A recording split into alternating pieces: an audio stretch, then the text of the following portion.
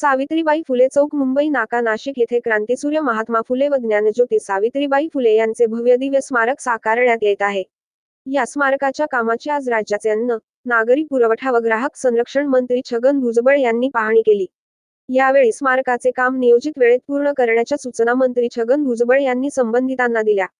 यावेळी माजी आमदार पंकज भुजबळ, श्याम लोंढे, दीपा कमोद, दिनेश कमोद, अमोल कमोद, उपेश कानडे यांच्यासह पदाधिकारी व कार्यकर्ते उपस्थित होते।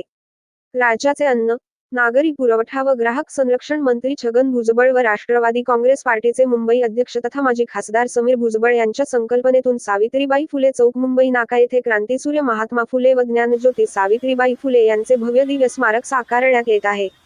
या स्मारकाचे लवकरच राज्याचे मुख्यमंत्री एकनाथ शिंदे व राज्याचे उपमुख्यमंत्री देवेंद्र फडणवीस व अजितदादा पवार यांच्या प्रमुख उपस्थितीत करण्याचे नियोजन आहे। या पार्श्वभूमीवर मंत्री छगन भुजबळ यांनी